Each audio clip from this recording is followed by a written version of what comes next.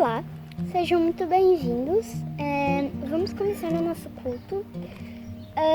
Eu queria que você acompanhasse no livro da Bíblia, que é de Isaías 55, que a gente vai ler do versículo 6 ao 11, que diz assim: Procurem a ajuda de Deus enquanto podem achá-lo. Orem ao Senhor enquanto Ele está perto. Que as pessoas perversas mudem a sua maneira de viver, abandone os maus pensamentos. Voltem para o Senhor, nosso Deus, pois Ele tem compaixão e perdoa completamente. O Senhor Deus diz: Os meus pensamentos não são como os seus pensamentos. Não ajo como vocês, assim como o céu está acima da terra. Assim, os meus pensamentos e as minhas orações estão muito acima dos seus. A chuva e a neve caem do céu e não voltam até que tenham regado a terra, fazendo as plantas brotarem, crescerem e produzirem sementes para serem plantadas e darem alimento para as pessoas. Assim também é a minha palavra. Ele não volta para mim sem nada, mas faz o que me agrada fazer, isso é tudo que eu prometo. Vamos orar? Senhor Jesus, muito obrigado pelo seu testamento da Bíblia. Muito obrigado por tudo que você tem, por tudo que você faz, por tudo que você é. E agora a gente aprende, Senhor, que tudo que você faz é como a chuva molhando a terra. Você está em nossos corações e a gente confia que você é a nossa alma de herança. E você sempre está prestes a nos guardar como uma cobra protegendo a sua filha. Em nome de Jesus, amém. Muito obrigado por ler esse testamento comigo e até a próxima. Tchau!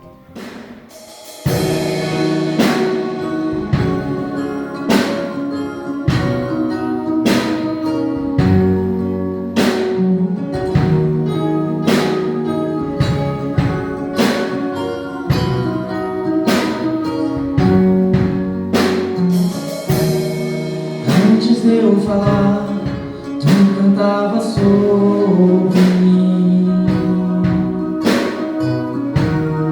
Tu tens sido tão bom pra mim. Antes de eu respirar, sopraste tua vida em mim.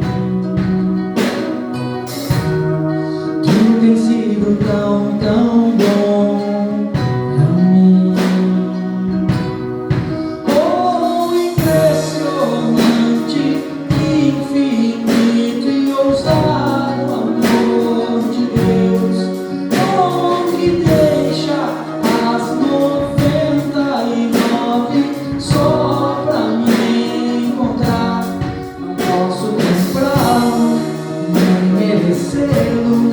Mesmo assim se entregou. Oh, impressionante, infinito e ousado amor de Deus.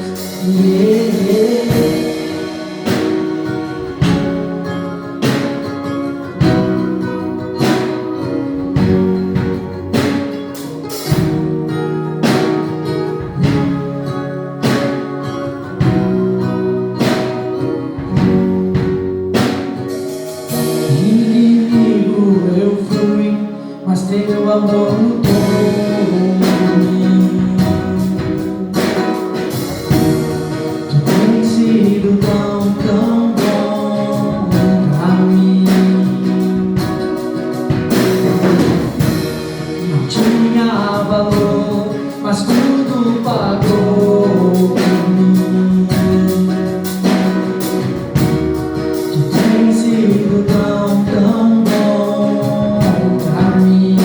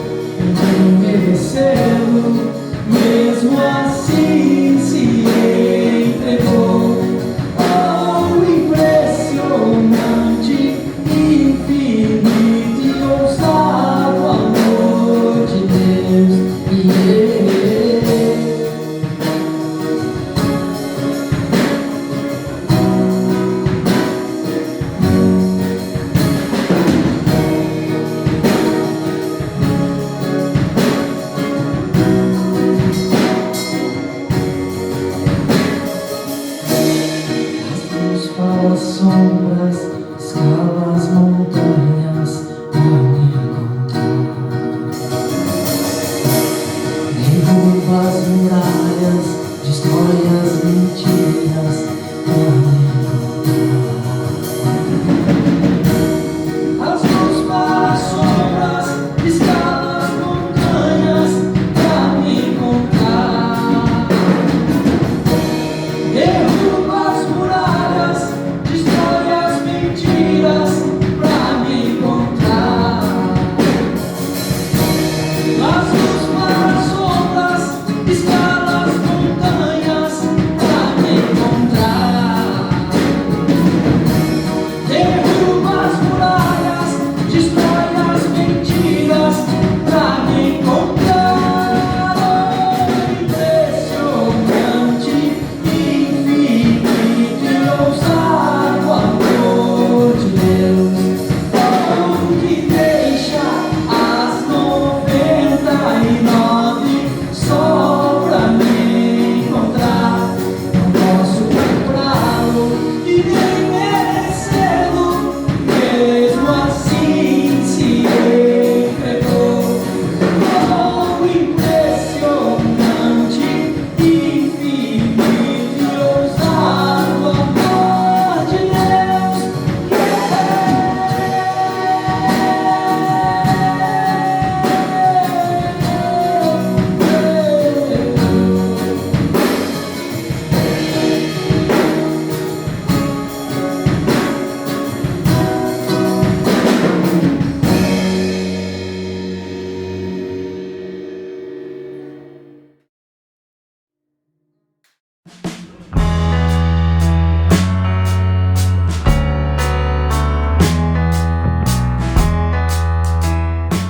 Me chamo Mari, primeiramente, e quero contar para vocês hoje o porquê dessa decisão tão importante que eu tomei de me batizar, o batismo na minha vida. Então, eu venho de Xanxerê, né? Me separei do meu ex-marido por N motivos. O meu filho com problemas de saúde, drogas, suicida, e eu sempre procurando Deus, pedindo para Deus que eu salve meu filho. Eu fazia barganhas com Deus.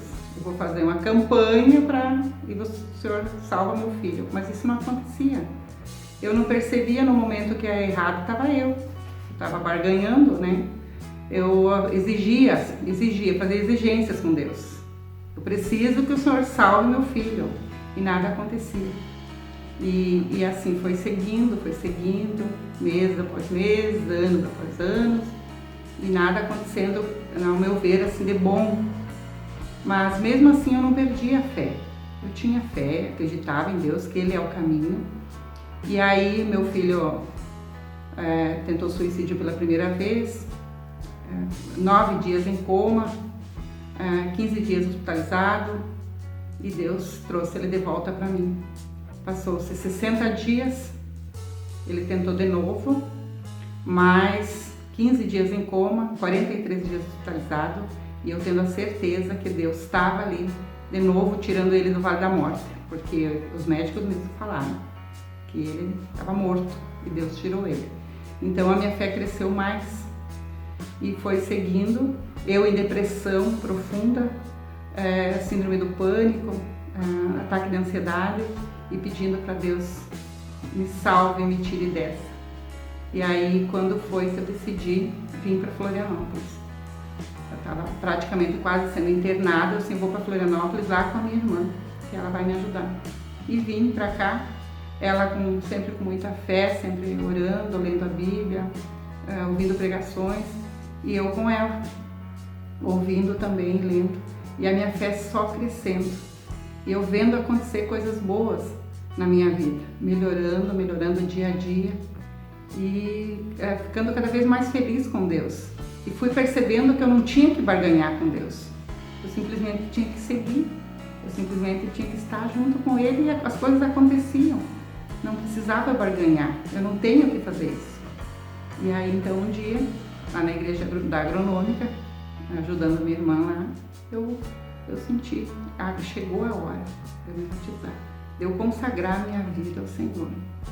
Então, agora estou ansiosa para esse dia chegar, e tenho certeza que vai ser cada vez melhor. Vai ter problemas como todo mundo tem, mas eu tenho certeza que vai ser cada vez melhor e junto com Deus as coisas acontecem e tudo se resolve. Sou muito, muito feliz mesmo, o coração está preenchido. Quero agradecer imensamente ao pastor Vinícius, quero agradecer a minha irmã Meloni, que é a minha companheira, meu exemplo de vida, e agradecer muito por Deus estar me dando essa oportunidade de estar mais perto dele. Obrigada.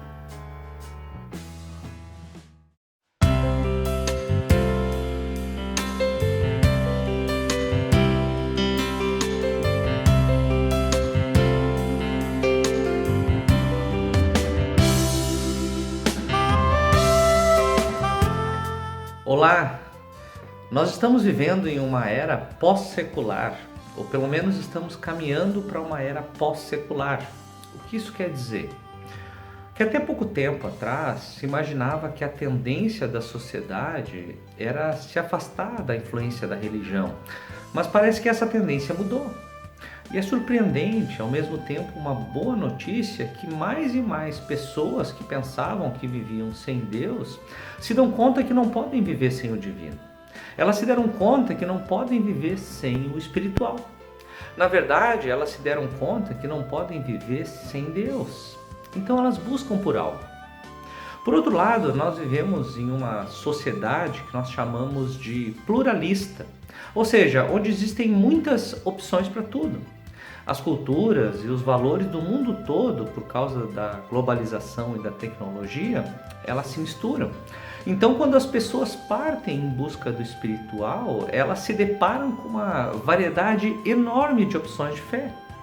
Existem múltiplas religiões, existem múltiplas espiritualidades, existem múltiplos deuses diante de nós.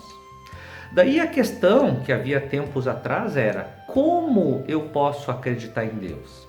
Mas agora a questão que está em pauta é: em qual Deus eu devo acreditar? Eu gostaria de hoje, portanto, te ajudar a discernir a experiência com o único e verdadeiro Deus da fé cristã. E para isso nós vamos visitar o profeta Elias do Antigo Testamento. Elias viveu num tempo, eu creio, bem parecido com o que nós vivemos hoje, quando a maioria das pessoas estava rodeada por deuses, por todos os tipos de deuses, por todos os tipos de fé. E naquela época, os profetas foram guias espirituais usados por Deus para trazer discernimento ao povo. Eles orientavam as pessoas em direção ao Deus real. Portanto, quando nós olhamos para a vida de Elias e para suas palavras, nós estamos, na verdade, aprendendo qual a diferença entre o único e verdadeiro Deus e todos os outros. E eu te convido agora a ver comigo um momento marcante da vida do profeta Elias, que está em 1 Reis 19, 1-18. Ali nós vamos ver um profeta desanimado, frustrado, mas que teve uma experiência surpreendente com Deus. Me acompanhe. Ora, Acabe contou a Jezabel tudo o que Elias tinha feito e como havia matado todos aqueles profetas à espada. Por isso Jezabel mandou um mensageiro a Elias para dizer-lhe que os deuses me castiguem com todo rigor, caso amanhã, nesta hora, eu não faça com a sua vida o que você fez com a deles. Elias teve medo e fugiu para salvar a vida. Em Berseba de Judá, ele deixou o seu servo e entrou no deserto, caminhando um dia. Chegou a um zimbro, sentou-se debaixo dele e orou pedindo a morte. Já tive o bastante, Senhor, tire a minha vida, eu não sou melhor do que os meus antepassados. Depois se deitou debaixo da árvore e dormiu. De repente um anjo tocou nele e disse: levante-se e coma. Elias olhou ao redor e ali junto à sua cabeça havia um pão assado sobre brasas quentes e um jarro de água. Ele comeu, bebeu e deitou-se de novo. O anjo do Senhor voltou, tocou nele e disse-lhe: levante-se e coma, pois a sua viagem será muito longa. Então ele se levantou, comeu e bebeu. Fortalecido com aquela comida, viajou 40 dias e 40 noites até que chegou a Horebe, o monte de Deus. Ali entrou numa caverna e passou a noite. E a palavra do Senhor veio a ele: o que você está fazendo aqui, Elias? Ele respondeu: tenho sido muito zeloso pelo Senhor, Deus dos exércitos. Os israelitas rejeitaram a tua aliança, quebraram os teus altares e mataram os teus profetas à espada. Sou o único que sobrou e agora também estão procurando matar-me. O Senhor lhe disse: saia e fique no monte, na presença do Senhor, pois o Senhor vai passar. Então veio um vento fortíssimo que separou os montes e esmigalhou as rochas diante do Senhor, mas o Senhor não estava no vento. Depois do vento houve um terremoto, mas o Senhor não estava no terremoto. Depois do terremoto houve um fogo, mas o Senhor não estava nele.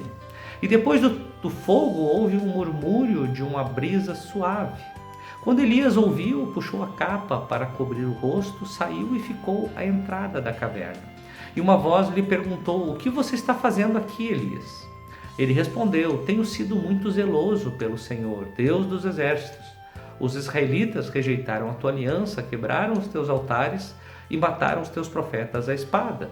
Sou o único que sobrou e agora também estão procurando matar-me. O Senhor lhe disse: volte pelo caminho por onde veio e vá para o deserto de Damasco. Chegando lá, unja Hazael como rei da Síria. Unja também Jeú, filho de Ninsi, como rei de Israel, e unja Eliseu, filho de Zafate, de Abel-Meloá, para suceder a você como profeta. Jeú matará todo aquele que escapar da espada de Hazael, e Eliseu matará todo aquele que escapar da espada de Jeú. No entanto, fiz sobrar 7.000 em Israel, todos aqueles cujos joelhos não se inclinaram diante de Baal e todos aqueles cujas bocas não o beijaram. Para nós compreendermos o que está acontecendo aqui, é importante nos situarmos na narrativa. Acabe e Jezabel, rei e rainha de Israel, tinham estabelecido a idolatria, especialmente a adoração a Baal, como a religião oficial de Israel. Elias, que era profeta do Senhor, contestou e desafiou os profetas de Baal diante de milhares de pessoas e do próprio rei. A história é bem conhecida. Elias monta 2 altares, enche de água por tudo e diz para os profetas de Baal para orarem ao seu Deus e ver se o fogo vai descer no altar e queimar a oferta. Os profetas de Baal oram e nada acontece. Então Elias ora e o fogo vem do céu e queima tudo por ali. Finalmente todo mundo cai de joelhos e diz que o Senhor é Deus. Nessa história, Elias faz o que normalmente gostaríamos de fazer para provar para todo mundo a realidade de Deus. Daí nós vemos no capítulo 18, que é um antes da passagem que nós lemos, Elias indo até Jezreel, que era a capital de Israel naquele tempo. Agora, por que Elias vai para lá? Porque ele imaginou que tudo teria mudado. Ele pensou que o povo ia se revoltar contra Jezabel e Acabe e iria voltar à adoração a Deus. Mas isso não é o que acontece. Ele vai para o centro de Israel esperando um grande acontecimento e o povo parece que não ficou nem abalado com o que aconteceu no Monte Carmelo. Então nós chegamos na nossa história. Elias recebe a mensagem que a rainha Jezabel quer ardentemente matá-lo. E as palavras dela são contundentes. Que os deuses me castiguem com todo rigor, caso amanhã, nessa hora, eu não faça com a tua vida o que você fez com a deles. E o que Elias faz? Elias foge para o deserto. Ele corre para o Monte Horebe, porque ele quer ver Deus. Ele diz algo como: Deus, eu não sei realmente quem tu és. Eu estou muito confuso, eu estou muito decepcionado. Veja, Elias fez absolutamente tudo o que ele poderia fazer como profeta, e nem os líderes da nação, e nem o povo de Israel demonstraram a fé que Elias esperava. Ninguém demonstrou que queria o único e verdadeiro Deus de volta. Então, frustrado e deprimido, Elias foge para o deserto e para o Monte Horebe para encontrar Deus. E isso é o que nós aprendemos nessa passagem, como podemos experimentar Deus em meio a momentos difíceis da nossa vida. Como o único e verdadeiro Deus vem a nós e interage conosco. Vamos tratar de 2 coisas aqui. Deus vem a nós em complexidade, ou seja, de diferentes maneiras e formas que se relacionam entre si. E também Deus vem a nós em simplicidade. Vamos começar falando sobre complexidade.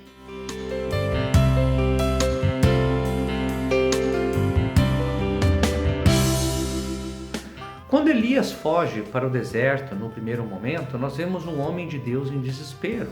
Uma prova disso é que ele deixou o seu servo ir. Bom, Elias tinha um servo, ou porque ele era um homem rico, ou porque ele era um profeta. Elias era um profeta nesse caso.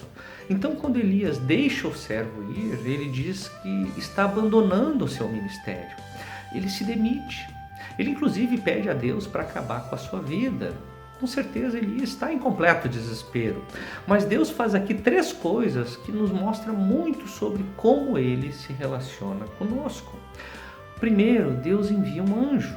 Mas o que o anjo faz? O que Deus faz primeiro com esse profeta desanimado? Ele não diz, não temas. Ele não diz, estou trazendo uma notícia boa para você. O anjo também não diz, arrependa-se, saia desse estado lamentável. Não, o que Deus faz primeiro para Elias? Ele cozinha. Gente, isso é incrível. Isso foi o que o anjo fez. O que o anjo do Senhor fez foi cozinhar e tocar Elias. Ele se importou com o que estava acontecendo com Elias e disse que ele estava cansado. Elias comeu, tirou uma soneca, comeu de novo e prosseguiu a viagem. Agora, o que isso significa? Uma coisa que significa é que Deus não é como a maioria das pessoas pensam que Ele é. Muitos acham que se você está deprimido, se você está desanimado, você deve estar com algum problema espiritual. Existe talvez já uma lista pronta de conselhos. Ok, Elias, você tem que orar com fé, você tem que confessar todos os teus pecados conhecidos, você tem que afirmar as promessas de Deus, você tem que repreender o diabo, você tem que clamar o sangue de Jesus e você tem que agradecer a Deus. Se você fizer isso, você vai melhorar. Só que Elias tem uma natureza física e ele vive em um mundo físico. E algumas vezes o que você precisa não é de oração. Algumas vezes o que você precisa não é de um sermão motivacional ou de repreensão. Algumas vezes o que você precisa é caminhar na beira da praia, é ter uma boa refeição e dormir. É aí que Deus começa. Presta atenção. Agora, Deus trata esse homem deprimido com uma perspectiva complexa. Isso quer dizer que Deus trata Elias entendendo todas as dimensões nas quais ele vive. Ele é um ser espiritual, ok, mas ele é também um ser físico e necessita de cuidado nessa área. Então a primeira coisa que Deus faz é cozinhar para Elias. Mas a segunda coisa que Deus faz com Elias é ouvi-lo. Sobre isso é importante você se dar conta de uma coisa. Quando Deus pergunta algo a você, não é para você dar uma informação a Ele que Ele não saiba. É para você receber uma informação. Note que Deus faz a pergunta 2 vezes para Elias. No verso 9 e 13, ele diz, o que você está fazendo aqui? Nos versos 10 e 14, Deus simplesmente ouve Elias. E Elias diz coisas bem tolas até. Algo como, olha Deus, o meu plano era perfeito e deu tudo errado. Só sobrou eu de profeta e todo mundo quer me matar. O que eu errei com você? Você percebe que agora Elias enfrenta um problema psicológico. Elias está criando um quadro imaginário que não existe. Ele está olhando para a situação a partir da perspectiva dele, não de Deus. Então, algumas vezes, você realmente precisa de uma cama, de uma boa refeição, mas nós temos uma natureza emocional e psicológica. E algumas vezes nós precisamos falar. Nós precisamos expressar o que nós estamos sentindo. Deus sabe disso e Ele nos ouve. Deus valoriza as nossas necessidades emocionais e psicológicas. Nesse momento nós percebemos a terceira coisa que Deus faz. Ele mostra que você precisa gastar tempo com a sua palavra.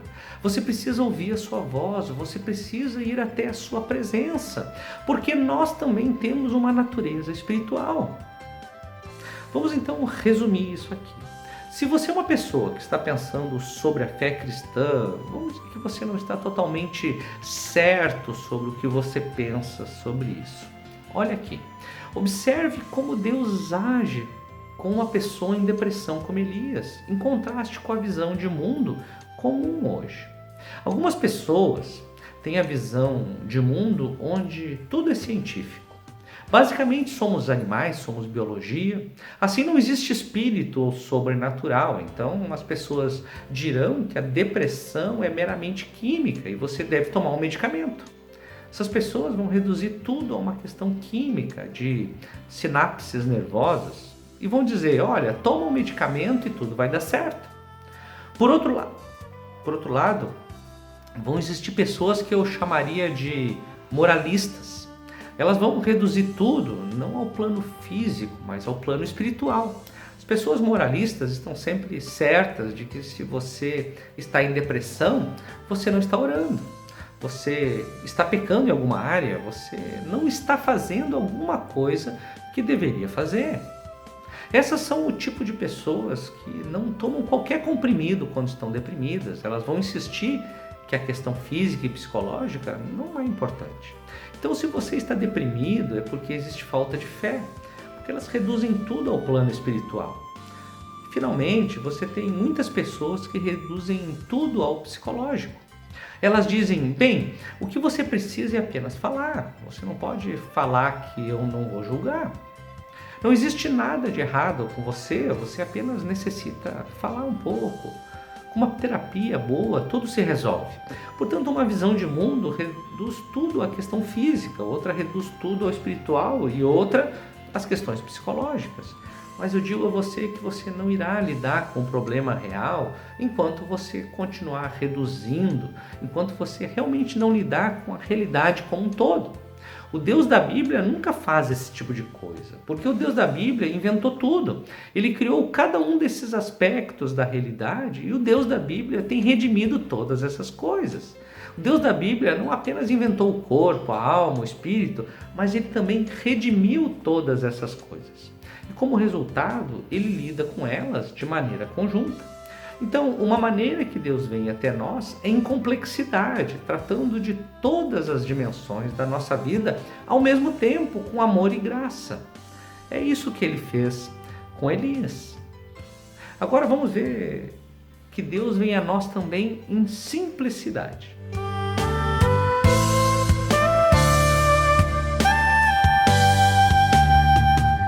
Por que Elias foi para o Monte Horebe? Porque Horebe era chamado a montanha de Deus. Bem, muitos não reconhecem essa montanha porque esse não é o seu nome mais famoso. Ele tinha outro nome, Monte Sinai. Elias estava indo ao Monte Sinai e quando ele chega no Monte Sinai, ele entra nele, isso é, ele vai para uma caverna. Pelo menos essa é a tradução que nós temos. Mas é importante perceber que a palavra aqui traduzida por caverna quer dizer fenda. Veja, séculos antes, Moisés foi a essa montanha, ao Monte Sinai, e disse que queria ver a glória de Deus. E a Bíblia diz que Moisés foi colocado em uma fenda na rocha e Deus passou por ele e se revelou a ele. Essa é praticamente a mesma cena que nós temos aqui com Elias. Então o que Elias fez foi repetir o movimento de Moisés. Ir para o mesmo lugar, para a mesma fenda na rocha. É como se Elias dissesse, eu quero ver você, Deus. E Deus diz, ok. E o que nós aprendemos nesse capítulo, o que é fascinante, é que Deus se mostra de muitas maneiras. Quando Elias chega na montanha, Deus se manifesta como um vento, um terremoto e um fogo. Vem um furacão violento, depois um terremoto e depois o fogo. Mas é importante notar que Deus disse que ele não estava nessas coisas. Mas isso também não quer dizer que Deus nunca é um fogo, que Deus nunca é um terremoto ou um furacão. Nós vemos esse tipo de manifestação várias vezes na Bíblia. Deus se revelou como um arbusto de fogo para Moisés, para Jó, para os apóstolos em Pentecostes, ele se mostra como um vento forte. No Monte Sinai, Deus se revelou para Israel como um terremoto. Então, o que está acontecendo aqui é que nós estamos vendo todos os tipos de coisas ou todas as maneiras nas quais Deus pode mostrar a si mesmo. Só que Deus não estava nessas coisas diante de Elias. No final, nós temos a mais surpreendente de todas as manifestações da sua presença que Elias podia esperar. Uma voz mansa e suave. Era um gentil sussurrar. A imagem lembra o vento suave que muitas vezes sussurra na janela em dias de frio. É uma voz mansa e suave. Agora, O que isso significa? Vamos entender a situação. Elias disse: eu tenho sido zeloso para o Senhor. Em outras palavras, eu executei um plano perfeito. O que está errado com você, Deus? Porque você não fez o que tinha de fazer? Eu fiz a minha parte, agora cadê a tua? Portanto, a única razão pela qual nós vemos que Elias está desanimado é porque ele colocou Deus dentro de uma caixa. Ele pensa que sabe exatamente como Deus deveria ser e como ele deveria agir, só que não. O que Deus faz é agir com uma simplicidade impactante para mostrar para todos nós que eu e você não podemos colocar Deus em uma caixa. É isso, em última análise, o que significa a voz mansa e suave de Deus aqui com Elias. Observe comigo, o fato de Elias colocar Deus em uma caixa leva ele a ser excessivamente otimista. Ele pensou que tinha um plano perfeito. Olha, eu faço isso no Monte Carmelo e agora Deus vai fazer isso. Eu fiz a minha parte, agora é a vez de Deus. Mas para Elias, Deus não destrói os inimigos, não acaba com o domínio de Jezabel e Acabe. E Elias fica desanimado. Mas aqui Deus mostra que você não pode colocar ele em uma caixa. É como se Deus dissesse: eu não sou um Deus que você tem na mão. Você não pode me reduzir à tua visão de mundo. Você percebe que Elias tinha um plano que achava infalível? Só que quando Deus começa a falar, a partir do verso 15, vemos que Deus mesmo tem um plano. O plano é que Elias unja uma série de pessoas que vão dar continuidade à obra que Elias iniciou. Elias imaginou que ele mesmo iria resolver tudo, mas Deus tem seus próprios planos. E eles, com certeza, são maiores e melhores do que os nossos. Deus derruba qualquer arrogância humana. É como se ele perguntasse: o que faz você pensar, Elias, que eu não tenho um plano? É só porque não é o teu plano? Elias ficou desanimado e deprimido porque ele colocou Deus dentro de uma caixa. Ele foi excessivamente otimista com seu projeto e daí ficou arrasado porque as coisas não saíram como ele imaginou. Por outro lado, ele agora ficou excessivamente pessimista. Veja, ele estava excessivamente otimista a respeito do seu plano, mas de repente ele ficou excessivamente pessimista quando foi frustrado. Ele chega a dizer: eu fui o único que restou. Agora, ouça com bastante atenção aqui. Deus no final diz que conservou 7.000 pessoas em Israel que não se dobraram a Baal. Olha que interessante. Como podemos aplicar isso aí? Existe um grande perigo dentro do cristianismo. Os católicos dizem que os evangélicos são divididos. Os evangélicos dizem que o católico é supersticioso. Os pentecostais dizem que os presbiterianos não têm o espírito. E os presbiterianos dizem que os pentecostais são emocionais demais. Sabe o que isso significa? Que nós colocamos Deus em uma caixa. Então nós dizemos: como existem poucos de nós vivendo a verdade, como existem poucos de nós. Então nós não vemos Deus agir em outras formas, porque nós colocamos Deus em uma caixa. Veja, a primeira coisa que Deus manda Elias fazer é ungir Hazael como rei da Síria. Esse cara, gente, era um rei pagão e não existe evidência que ele era um crente no Deus de Israel ou mesmo se tornou um crente. Mas Deus disse que vai fazer coisas incríveis aqui através de Hazael.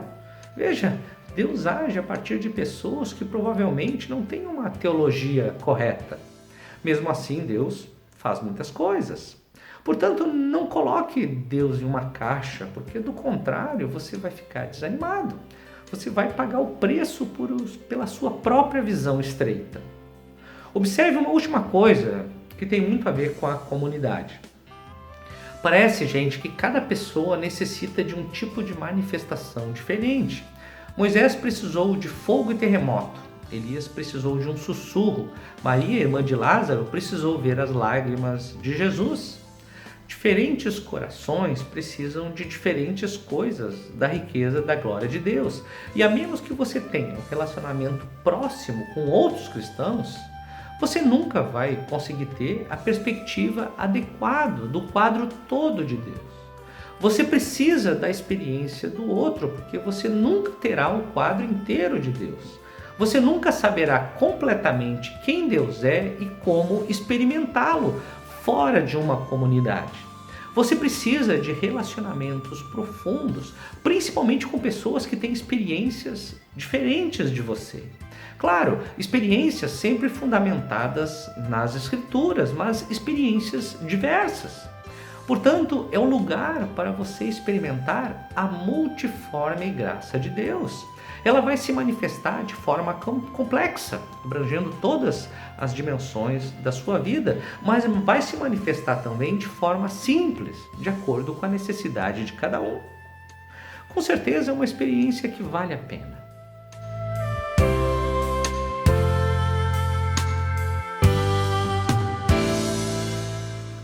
Terremoto, vento, fogo, sussurro, anjo, cozinheiro.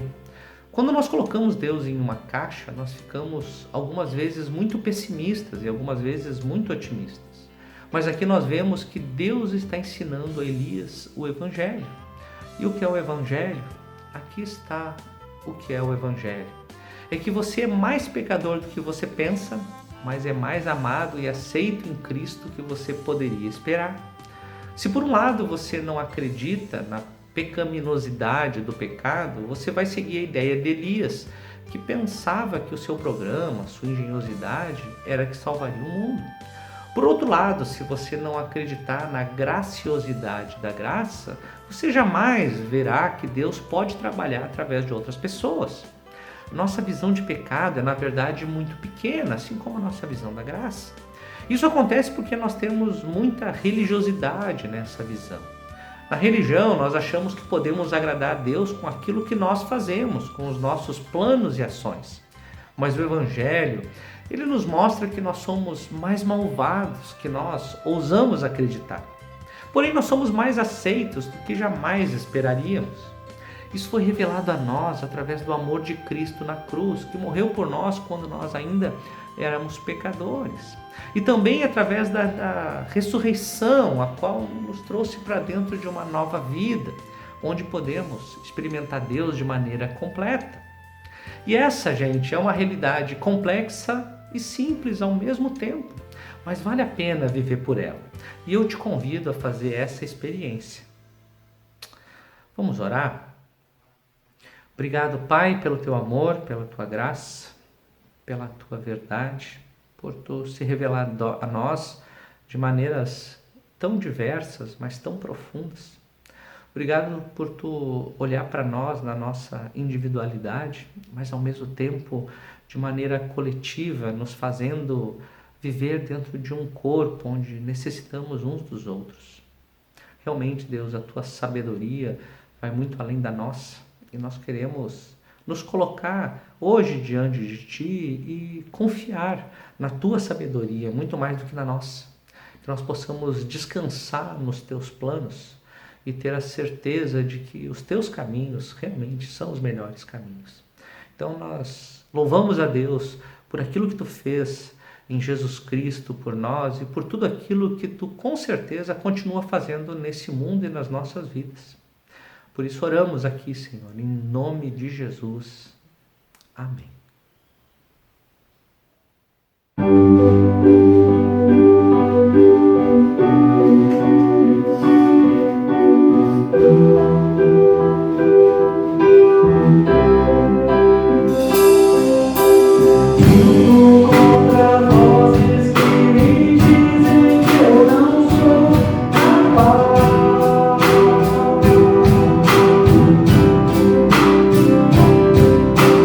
Contra enganos que me dizem que eu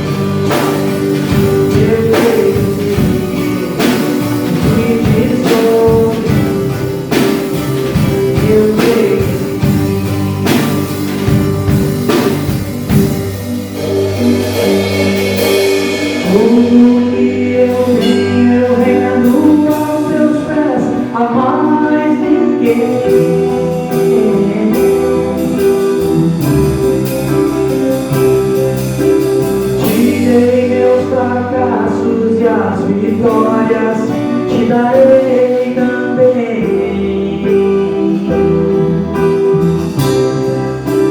Diz que amado sou, eu me sinto assim. Diz que forte sou, quando há fraqueza em mim. E seguro estou, caso eu me sentir que não estou só, pois eu pertenço a ti. Eu creio sim, eu creio sim, me dispõe. Eu creio sim, eu creio sim, me dispõe. Eu creio sim.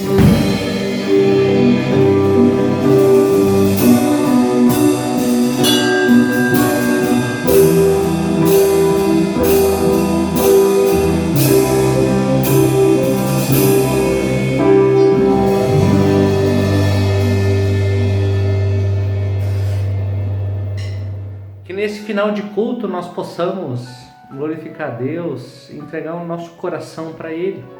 Que nós estejamos sempre animados para seguir a Sua vontade e fazer com que o reino de Deus apareça aonde a gente estiver. Que Ele conceda muitas graças para você, para sua família, que Ele te guie, te guarde, te proteja, que Ele te inspire a viver a cada dia uma vida cada vez melhor. Vamos invocar a bênção do Senhor? Que o Senhor te abençoe e te guarde, que o Senhor faça resplandecer o seu rosto sobre ti, tenha misericórdia de ti e te dê a paz. Que a graça do nosso Senhor e Salvador Jesus Cristo, o amor infinito de Deus o Pai e as consolações do Espírito Santo estejam sobre a tua vida e sobre ela permaneçam hoje e sempre. Amém.